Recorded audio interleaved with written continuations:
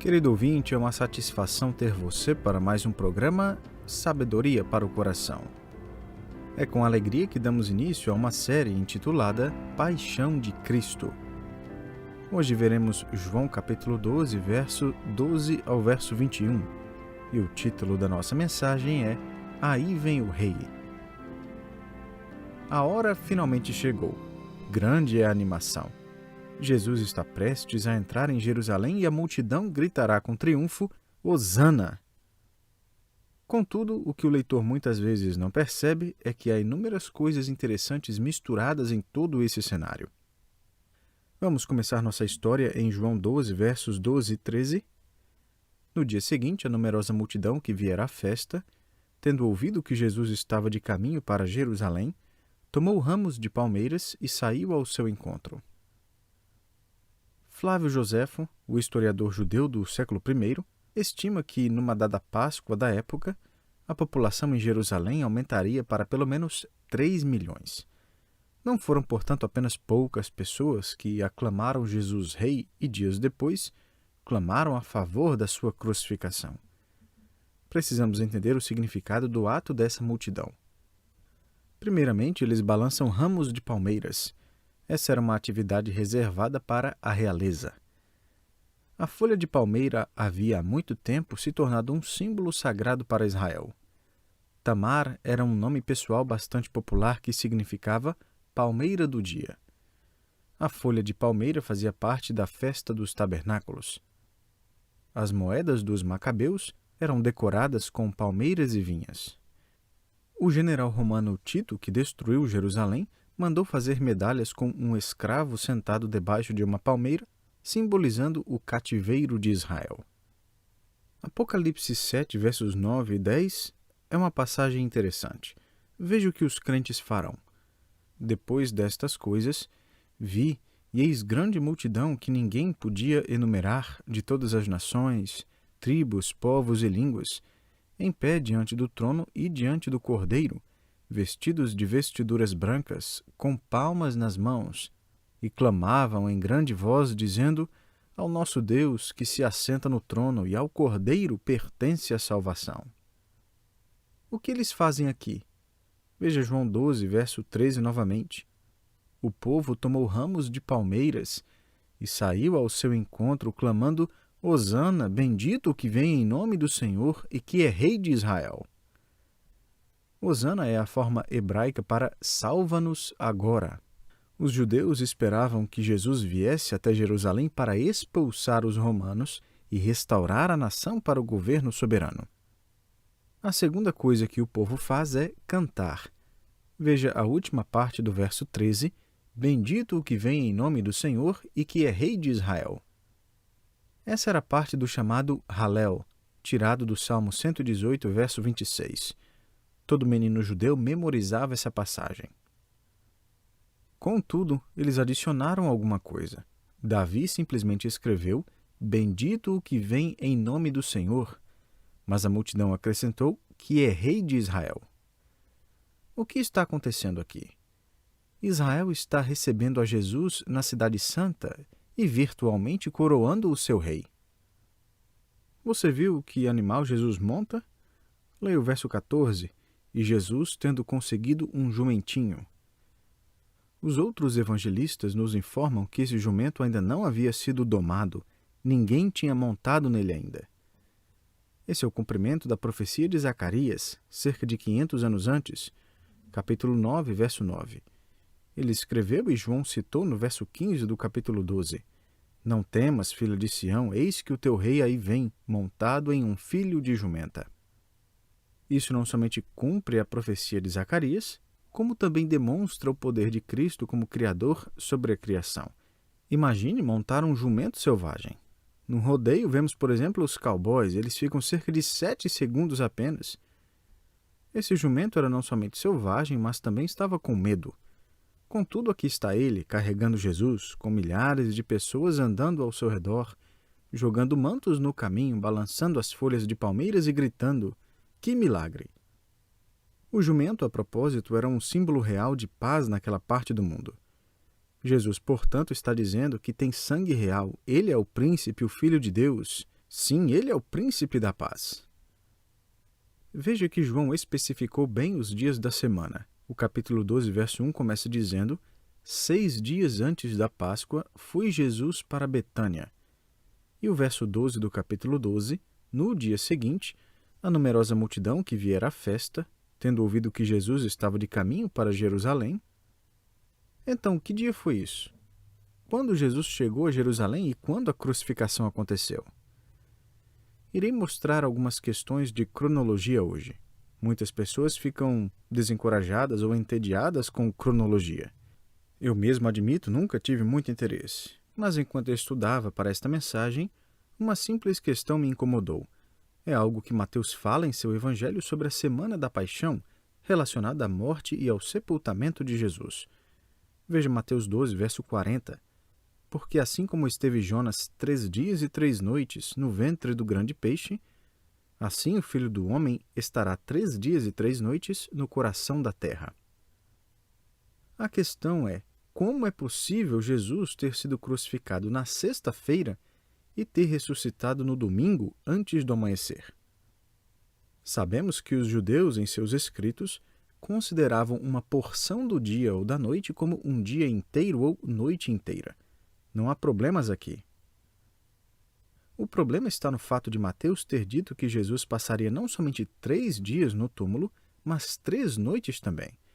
Se Cristo foi crucificado na sexta à tarde, resta-nos apenas sexta e sábado à noite, sem chances para uma terceira noite. O que vi durante meu estudo foi uma série de debates e argumentos. Muitos bons estudiosos debatem entre si sobre o assunto. Eu encontrei pelo menos 4 cronologias distintas a esse respeito.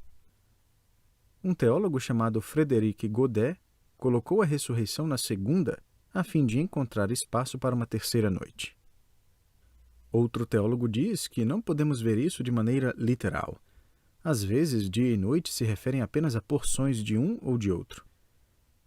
Eu entendo bem que essa questão é de menos importância. O importante, de fato, é que Jesus morreu na cruz e depois ressuscitou. Então, qual é a melhor resposta? Eu darei uma cronologia que penso ser a melhor por um motivo principal. Creio que existe uma vantagem boa o suficiente para gastarmos um tempinho falando sobre isso. Aguenta aí comigo, porque depois iremos tirar algumas conclusões interessantes. Existem 3 passagens importantes a serem consideradas. A primeira é Marcos 15, verso 42 e verso 43, da qual a igreja retira a posição tradicional. Ao cair da tarde, por ser o dia da preparação, isto é, a véspera do sábado, vindo José de Arimateia, ilustre membro do Sinédrio, pediu o corpo de Jesus. A visão tradicional advoga firmemente que Jesus foi crucificado na véspera do sábado. Contudo, um simples fator é geralmente desconsiderado. É que durante a celebração da Páscoa havia 2 sábados. Em Levítico 23, vemos o sábado observado durante a celebração da Páscoa, chamado de o Grande Sábado. Os judeus deveriam descansar naquele dia da mesma forma que descansariam num outro sábado qualquer. Será que é possível, então, que naquele ano o Grande Sábado da Páscoa tenha caído na sexta-feira? Isso tornaria possível o fato de Marcos estar se referindo ao sábado pascal, não ao sábado semanal. A resposta é sim, isso é possível, e 2 passagens bíblicas servem como suporte para isso. A primeira passagem que apoia essa perspectiva é Mateus 28, versos 1 e 2. No findar do sábado, ao entrar o primeiro dia da semana, Maria Madalena e a outra Maria foram ver o sepulcro.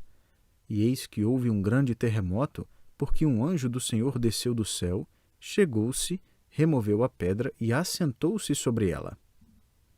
A palavra sábado muitas vezes aparece no plural, sábados, no original grego, o que torna a passagem um quebra-cabeças para comentaristas. Muitos tradutores modificaram para o singular. Mas não existe problema se o sábado pascal e o sábado semanal naquele ano caíram na sexta e no sábado convencionais.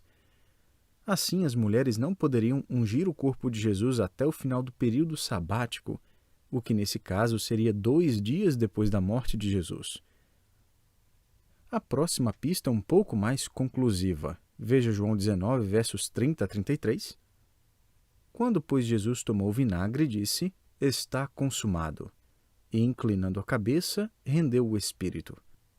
Então os judeus, para que no sábado não ficassem os corpos na cruz, visto como era a preparação, presta atenção agora, pois era grande o dia daquele sábado, rogaram a Pilatos que se lhes quebrassem as pernas e fossem tirados. Os soldados foram e quebraram as pernas ao primeiro e ao outro que com ele tinham sido crucificados. Chegando-se, porém, a Jesus, como vissem que já estava morto, não lhe quebraram as pernas. Você percebeu isso? Os líderes judaicos queriam Jesus e os demais sepultados naquela noite, pois estavam se preparando para o sábado. Graças a Deus por João, o único evangelista que nos informa que aquele sábado não era o sábado semanal, mas o grande sábado. Essa é, portanto, a cronologia que eu creio ser a correta.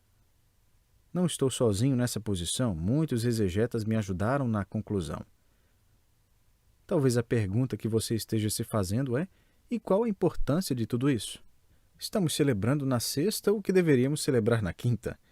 Será que eu quero mudar a Sexta-feira Santa para a Quinta-feira Santa? Não, de forma alguma. Da mesma maneira que não muda o dia 25 de dezembro. O que importa é que estamos celebrando a morte e a ressurreição de Jesus. Gastei esse tempo para poder fornecer a você o contexto correto de João capítulo 12. E que contexto bonito! E esse tempo também serviu para fornecer explicação para aparentes discrepâncias na Bíblia. Vamos agora dar uma olhada em outra passagem, o texto que deu as instruções para a celebração da Páscoa. Talvez você se recorde do contexto da primeira Páscoa no livro de Êxodo capítulo 12. O anjo da morte estava vindo. Qualquer um que desejasse que seu primogênito vivesse deveria escolher um cordeiro, matá-lo e passar o seu sangue nos umbrais das portas. Onde houvesse sangue, o anjo da morte passaria por cima e não mataria o primogênito. Moisés mandou os israelitas escolherem seu cordeiro no 10º dia do mês Nissan. Deveriam guardar o cordeiro até o 14º dia e matá-lo no final da tarde. Veja Êxodo 12, versos 3, 5 e 6. Falai a toda a congregação de Israel, dizendo: aos 10 deste mês, cada um tomará para si um cordeiro, segundo a casa dos pais, um cordeiro para cada família. O cordeiro será sem defeito, macho de 1 ano. E o guardareis até ao 14º dia deste mês, e todo o ajuntamento da congregação de Israel o imolará no crepúsculo da tarde. No decorrer das gerações, os líderes judeus ensinaram o povo a seguir as mesmas instruções dadas por Moisés na primeira Páscoa.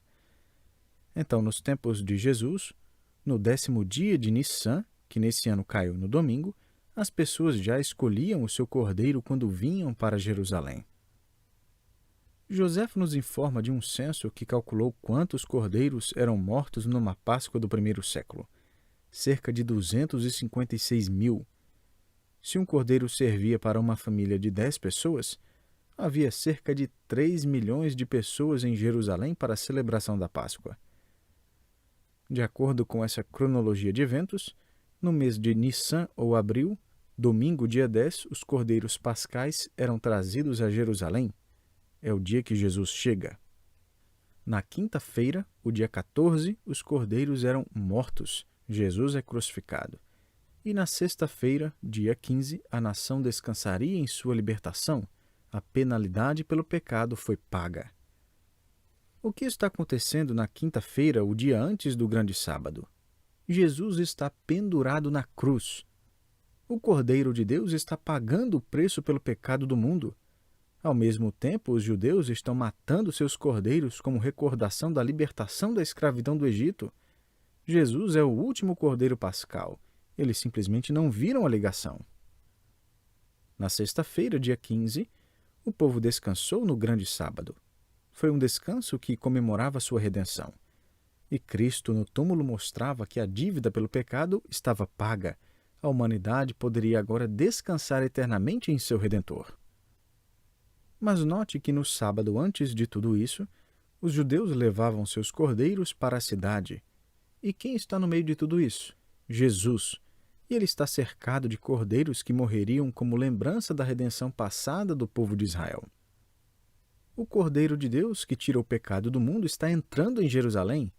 Dá para entender essa cena? Ele, o último cordeiro, o Cordeiro do céu, está cercado de milhares de cordeiros sacrificiais. Que cenário! Até nos mínimos detalhes, o plano de Deus é perfeito e belíssimo. Agora, entenda que eu e você temos a narrativa completa, tudo bonito. Mas não foi assim com os discípulos confusos. Somente depois eles encaixaram as peças desse grande quebra-cabeça. Veja em João 12, versos 16 a 18. Seus discípulos a princípio não compreenderam isto. Quando, porém, Jesus foi glorificado, então eles se lembraram de que estas coisas estavam escritas a respeito dele e também de que isso lhe fizeram. Dava, pois, testemunho disto a multidão que estivera com ele, quando chamara a Lázaro do túmulo e o levantara dentre os mortos. Por causa disso, também a multidão lhe saiu ao encontro, pois ouviu que ele fizera este sinal. Em outras palavras, a notícia se espalhou. Lázaro está vivo, o grande milagre que revela como autêntica a identidade de Jesus como Filho de Deus. E os líderes judeus? Volte para João 11, verso 53. Desde aquele dia, resolveram matá-lo. Agora lemos em João 12, 10, mas os principais sacerdotes resolveram matar também Lázaro. E o verso 57 do capítulo 11, ora, os principais sacerdotes e os fariseus tinham dado ordem para, se alguém soubesse onde ele estava, denunciá-lo a fim de o prenderem. Aqui estão eles nos cantos, forçados a permanecer quietos enquanto as multidões saúdam o seu rei. Que ironia! Veja o que eles dizem em total frustração no verso 19 de João 12. Os fariseus disseram entre si: Vede que nada aproveitais, eis aí vai o mundo após ele. A palavra vede poderia ser traduzida: Veja esta cena, queremos matá-lo, mas o povo quer coroá-lo. Gosto muito quando vejo os incrédulos que querem silenciar o Filho de Deus e acabam contemplando o Filho de Deus sendo honrado. Eu e minha esposa assistíamos ao funeral do presidente Nixon nos Estados Unidos. Ouvíamos as orações e víamos as procissões de milhões e milhões de pessoas. Geralmente as pessoas aproveitam esse tempo para ridicularizar e diminuir os valores morais do cristianismo. Foi aí que Billy Graham subiu no palco para pregar. Muitos que rejeitavam a Deus estavam assistindo, a mídia liberal forçada a filmá-lo, políticos corruptos assistiam sentados, enquanto Billy Graham pregava o Evangelho de Jesus Cristo, e ele chamou todos de pecadores que precisam de um Salvador. Penso também na Rádio Transmundial, que agora usa a base de propaganda de Hitler como estação de rádio para a pregação do Evangelho. Penso na Romênia, antes um país ateu governado por um homem que odiava Deus. Após a morte desse tirano, 7 homens se formaram no seminário de Arad. Um deles era pastor em Zalou, que havia sido perseguido pelos comunistas. Ele foi envenenado com veneno de rato. Todos os cômodos de sua casa tinham escutas. E agora ele, juntamente com outros dentistas, um engenheiro e um editor de jornal, se formavam para pregar o Evangelho. No verso 19, os que odiavam a Jesus foram obrigados a assistir de pé e ouvir a nação cantando louvores ao seu Messias. E os líderes só podem chorar e dizer: Vede que nada aproveitais, eis aí vai o mundo após ele. Meu amigo, grave isto: opor-se a Cristo é missão perdida. Você não pode frustrar os planos soberanos de Deus. Deus não está preocupado com as decisões liberais de nossos governos, nem nervoso com as muitas seitas que se levantam. Deus não está solicitando uma reunião de emergência entre os membros da Trindade. Em cada geração haverá pessoas que farão de tudo para se opor, rejeitar e ridicularizar Cristo. Elas estão nas universidades, no jornalismo, nas editoras de livros e em púlpitos de igrejas liberais. Mas a única coisa que conseguirão destruir no final será eles mesmos. Penso no filósofo francês ateu Voltaire, que disse: Vocês viram o que um judeu fez para criar o cristianismo, e eu vou mostrar o que um francês fará para destruir o cristianismo. Com a caneta, Voltaire atacou os exércitos do céu. O curioso é que, depois de sua morte, a Sociedade Bíblica de Genebra comprou sua casa e a transformou num centro de distribuição de Bíblias.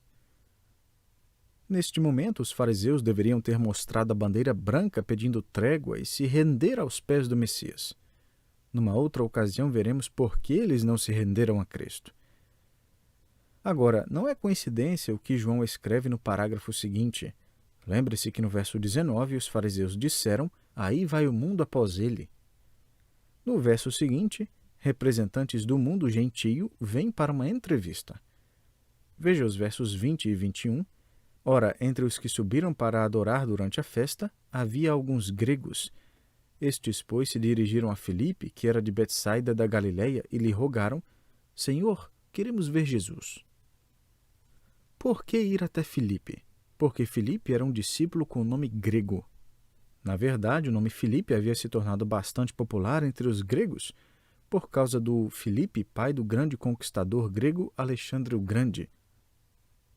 Então, esses gregos chegaram até Filipe e pediram uma reunião com Jesus. O verbo no verso 21, rogaram, poderia ser traduzido como ficaram pedindo, rogando. Por que essa hesitação por parte de Filipe? Por que primeiro pedir o conselho de André no verso 22, que diz: Filipe foi dizê-lo a André? Primeiramente, Filipe não tinha certeza se um gentio tinha o direito a um Messias judeu. E segundo, com todas aquelas pessoas gritando o nome de Jesus, certamente ele não iria querer vê-los. Jesus era famoso agora. Aos olhos humanos, quando você se torna grande e famoso, você também se torna pouco acessível. Você se isola em seu mundo privado, em seu iate particular, em seu jatinho particular, em suas festas privadas. Um rei viveria assim, difícil acesso. Mas Jesus muda tudo isso e se diz disponível. Por quê? Porque João 3,16 diz que Deus amou o mundo de tal maneira que deu o seu Filho unigênito, para que todo o que nele crê não pereça, mas tenha a vida eterna. Jesus nunca mandou embora alguém que disse: preciso ver Jesus. Além disso, essa é uma mensagem sutil de que o Evangelho seria tanto para judeus como também para gentios. Bom, se pudéssemos adiantar o filme, vemos que essa entrada em Jerusalém leva à rejeição de Jesus, mas sua próxima entrada em Apocalipse leva à sua coroação. Essa entrada deixou Jesus sozinho, pois até seus amigos o deixaram. Mas a chegada final trará um momento no qual, de acordo com Filipenses 2, 10 e 11, todo joelho se dobrará e toda língua confessará que Jesus Cristo é Senhor. A multidão no Evangelho de João coroa Jesus com espinhos, mas no Apocalipse de João vemos Jesus assentado no trono de Davi em todo o esplendor e glória. Isso nos deve ensinar que os eventos neste tempo, os movimentos das nações, a rejeição e a aceitação de Cristo, todas essas coisas são direcionadas pela mão soberana de nosso Deus. Ele planejou esse dia antes da fundação do mundo. A pergunta é: você já faz parte do grupo de redimidos? A última entrada de Jesus na Nova Jerusalém se tornará realidade, assim como essa primeira se tornou. De que lado você estará? O que posso fazer é orar na esperança que você levante sua bandeira de rendição diante do Rei e que esteja um dia no meio daqueles que no reino celestial cantarão, como vemos em Apocalipse 5,12, digno é o Cordeiro que foi morto, de receber o poder e riqueza, e sabedoria, e força, e honra, e glória, e louvor. E João continua nos versos 13 e 14. Então ouvi que toda criatura que há no céu e sobre a terra, debaixo da terra e sobre o mar, e tudo o que neles há, estava dizendo: àquele que está sentado no trono e ao Cordeiro, seja o louvor, e a honra, e a glória, e o domínio, pelos séculos dos séculos. Amém. Foi bom ter você, meu querido, para essa primeira mensagem na série Paixão de Cristo. Em nosso próximo encontro, veremos João 18, versos 1 a 11. O título da nossa mensagem será Um Tributo ao Cordeiro Traído. Jesus sairá do cenáculo, indo até o Getsêmani. Ali no Getsêmani, veremos a ridícula traição por Judas. Esse discípulo traidor chegará com uma corja de bandidos judeus e com muitos soldados. Todos eles virão preparados para engano o que explica o motivo por que Judas identifica Jesus com um beijo. A corja também chega preparada não só para engano, mas também para covardia. Eles pensavam que Jesus ia sair correndo em covardia, se escondendo por trás de moitas. Finalmente, os líderes dessa captura noturna previram certa resistência. Jesus, porém, ao invés de enganar, ao invés de se acovardar e ao invés de resistir, ele anuncia sua divindade. Em segundo lugar, Jesus revela a sua autoridade. Nada daquilo vinha das mãos dos fariseus, dos saduceus, dos romanos. E por fim, Jesus também cumpre a sua palavra. Nenhum dos seus seria perdido. Em meio a tudo isso, a reação de Jesus no Getsêmani mostra a sua verdadeira perspectiva, sua submissão ao plano de Deus. Ele entendia bem que aquele cálice lhe estava sendo entregue não pelos homens, mas pelo próprio Pai. Então, meu querido, espero você para o nosso próximo estudo, a fim de observarmos mais de perto a cena que se desenrola no Getsêmani. Que Deus o abençoe e espero você até lá.